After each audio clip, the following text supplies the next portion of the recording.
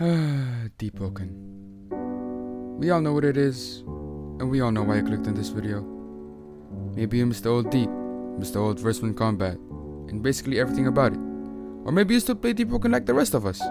But I'm gonna explain to you why Deepwoken feels so good to play, and why there will never be another game like it. So all of you who are trying to replicate Deepwoken combat, you can make it better. Don't just copy it, but understand it and innovate it. Aight?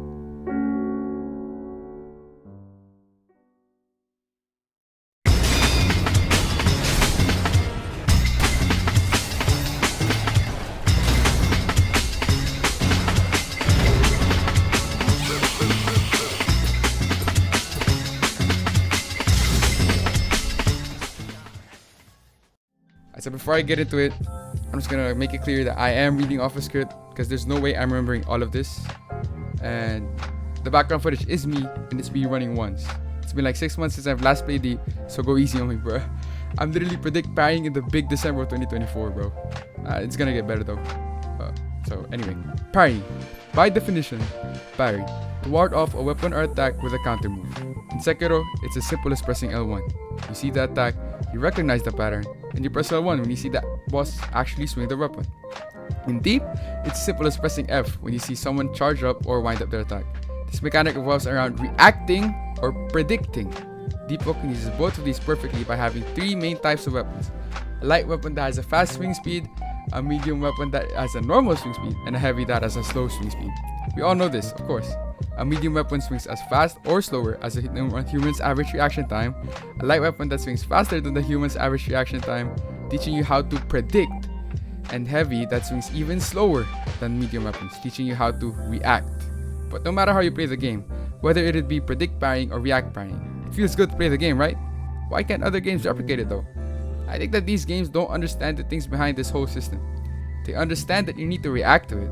Or maybe even not, because why is everything so fast in Ninja and Go-Re? Like, bro, what? But they don't understand things like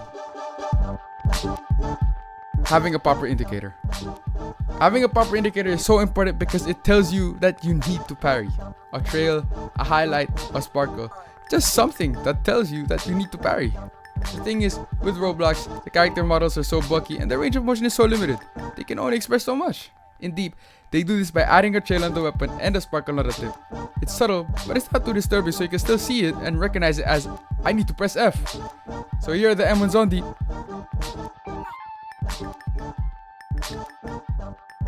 And here are the M1s on Ninja and Go-Re.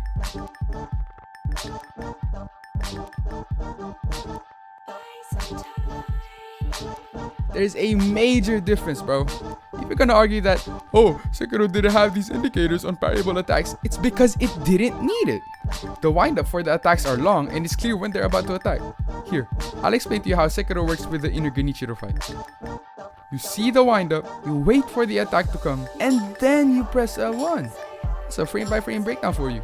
Number 2. Accounting for latency. Latency is such a huge problem, even more when the Roblox servers are dog shit. These devs think that, oh, it swings in 250 to 300 milliseconds. This must be reactable. But they don't account for the time it sends the information from the client to the server to the client, or whatever it is. I don't know much about this since I'm not a professional, but I know there's a difference between the feeling of parrying in Deep and other games. Like, just take a look at this clip from me real quick. You can't tell me that's not a desync issue. Like, he doesn't even fully swing before it hits me. Not to mention, that thing is hella fast, bro. Nobody is reacting to that. It's impossible. Number 3. Animations are a huge part of parrying. There's a reason why Deep M1 animations are so snappy and fast, and that's to make it easier to recognize and react to. These people think that fluid is better. While it does look smoother, it infinitely feels worse. Ninja does this right by balancing both, snapping to the wind-up of the M1 and then making the actual slash look smooth. But for the love of God, these M1s are unreactable!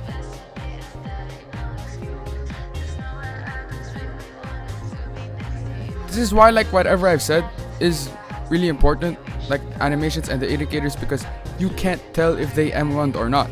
Like, let's say the swing is still in between 15 to 20 frames at 60 FPS, right?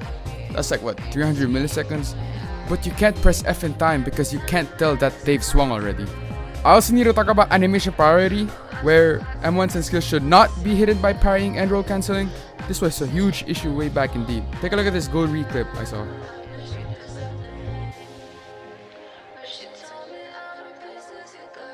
I'm not even sure if that skill has a wind up animation. Lastly, number 4. Deep adds end lag to everything, so that normal people actually have time to react to what just happened. So then they have time to react to what is going to happen next. I'll give you an example.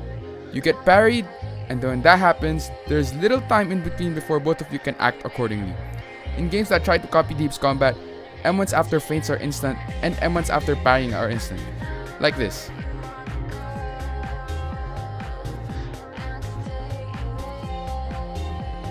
It doesn't make sense and there is no impact. The moment you realize they parried you or they fainted is also the moment they hit you with their M1. Parrying is basically the main mechanic and the main point of deepwoken. So if you don't get that right, then you basically did everything wrong. In these games, we're dealing with the absence of everything I've listed, and then they decide to make everything have a 200 millisecond swing speed. Make it make sense, bro. Nobody is reacting to this. I have an average reaction time of 184.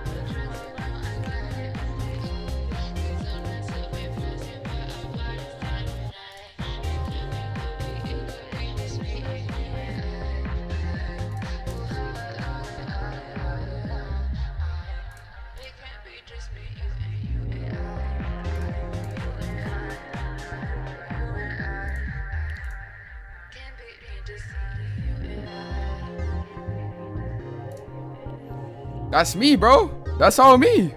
That's all me. But since it isn't clear what is an attack and what isn't, let's be real, nobody is react parrying in any of these games. But what is deepwoken? Essentially, deepwoken is a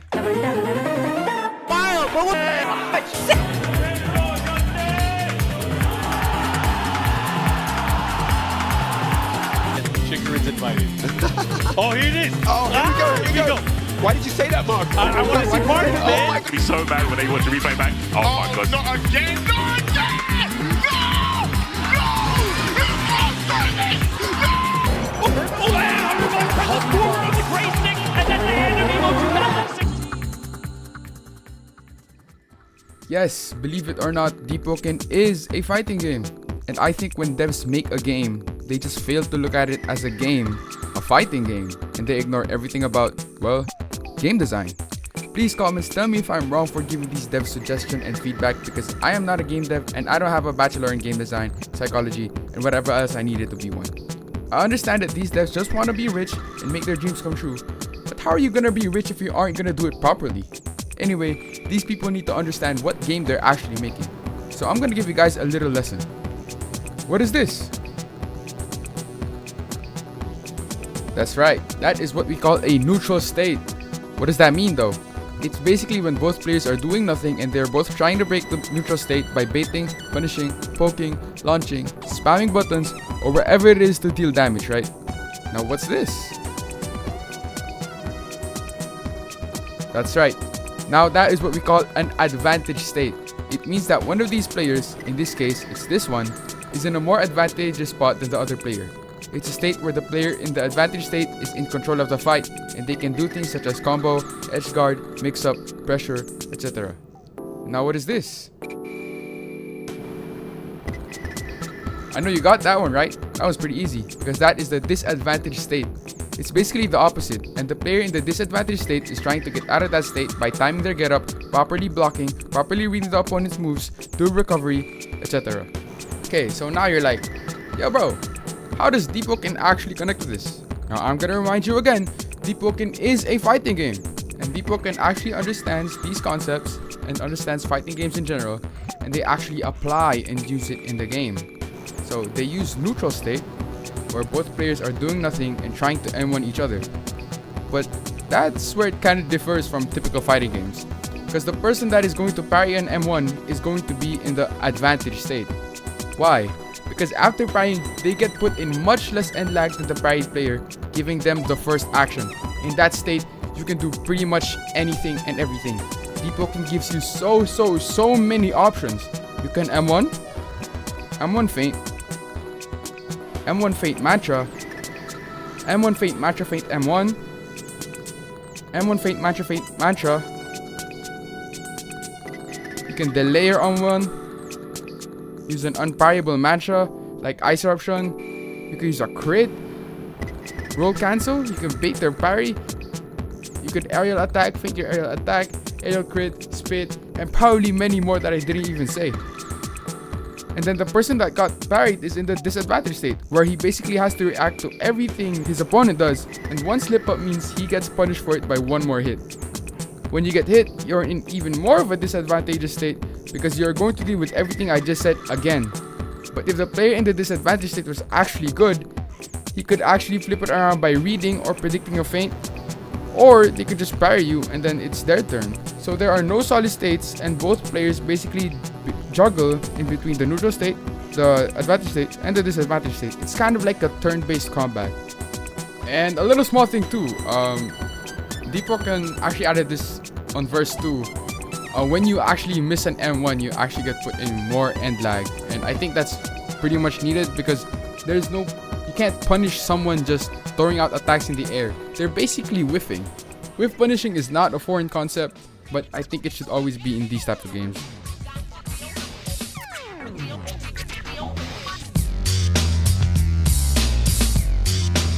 Deepwoken implemented these systems and systems from other genres and other games to make a one-of-a-kind PvP fighting game on Roblox. And none of these imitators can do whatever Deepwoken did.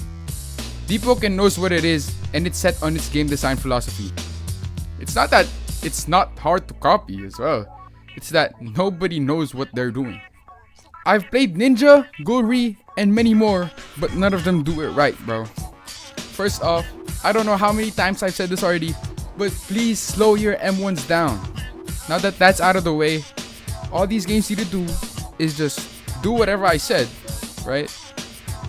Or, if you're gonna stray away from Deepwoken combat, maybe have an idea of what you want to be? Like, look at this gameplay from Ninja, right? So, what are we even doing, man? Like, we're just gonna run around and spam skills? And Ninja doesn't discourage this? Like, what does Ninja want to be, bro? I don't get it. You want me to run around and spam my skills? Like, look, there's no parrying happening. There's no parrying at all, bro. If someone parries, it's most likely a predict parry. You know why? Because they literally dodge right after. That's literally a sign that they're predict parrying. As I've said, if you want to stray away from Deepwoken combat, you need to know what you want to be. Okay, one good example of this is Type Soul. I don't want to say that because Type Soul is just garbage right now, but Type Soul, you still had the parry as a defensive option, right? But you don't need to rely on that. What you need to rely on is Flash Step. Flash Step gives you is iframes and a huge burst of movement speed. So it's gonna revolve around flash stepping, and since flash stepping makes you move faster and you're moving around a lot, most of the skills in Type Soul are actually dashes, skills that make you dash, skills that are long range, right? Because it works well with the mobility. In Ninja and Gulri, there's none of that, bro. The skills make you stand still, but the movement otherwise says so. So how are we gonna hit each other? I mean, come on, man. Take a look at this Gulri clip I fought this guy, bro. This guy is just annoying. Like, this guy didn't even react parry, didn't even react dodge. All he did was every time he got parried, he pressed F, he pressed Q, he didn't roll cancel, so he got away as far as he could. And then he just spammed that instant aerial attack. Why? How does this get through the devs, bro? Like, how am I supposed to hit him, bro? How? Demon Hunter, I don't like Demon Hunter. I have played Demon Hunter, and this is all I'm gonna say about it. It's a parry, it has a parry, but it's so inconsistent because of inconsistent skills and instant skills. There's nothing you can do about it. And then one more game, Plenilune. If you know what Plenilune is, good for you, bro. I think it's actually a fun game. It's actually a good game. Feels nice, feels like deep. It's definitely the closest to it, but it just lacks the polish and the animations too. If you can get that right, you're good. You're good. It's a good, battleground game. So what do we do? How do we fix this? How do these games fix this? Again, just do what I said. And then as a community, we need to stop playing slop. We need to voice out our opinions more. If we don't like the game, just stop playing it. Please, please, please. Nothing will get through these devs' heads. You know why? Because these testers and these balancers, let's be real, they're all just friends. They're all friends with each other, and it's just their inner circle, right? So nothing is really happening in the team. It's just gonna be people who want their builds to be powerful. Okay, so I was kind of partly joking. I mean, it's partly true.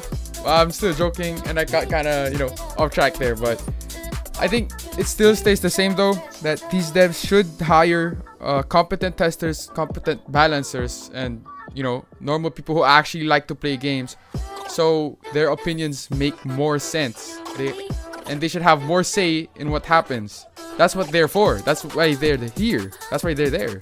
And lastly, how do we fix deepwoken? The major issue, or the major reason why we changed to verse 2 combat, was because too many parry trades happened. How is that an issue? I don't personally see it as an issue. In order to avoid, you know, parry trades like they did and revert to verse 1 combat, I think they need to add skills that you need to not parry. So maybe it's an unparryable skill and you need to dodge it. Maybe you have to M1 it while they're charging it up so it cancels, right? Or maybe you could jump, you know, maybe you could stand still and take it so you actually counter it. There's so many options, right? So, you know, that's just a little yap. So, you know, actually, that's pretty much it. If you actually listen to this in the background, or if you watched it, you know, thank you. That's really all I have to say. You can look at my YouTube channel. I am an OG. I've been in this since launch, basically. I know the deep devs won't watch this video, and I know not a lot of people will watch this video. But if you do, for the very few of you who do, I want to know if you actually agree with anything I said in the video. I want to hear your thoughts. I'm always interested in a conversation or seeing what the community is doing. That's all, bro. Thank you.